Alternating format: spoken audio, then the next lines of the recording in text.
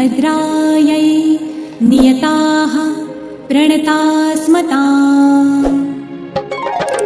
या देवी सर्वभूतेषु विष्णुमायेति शब्दिता नमस्तस्यै नमस्ते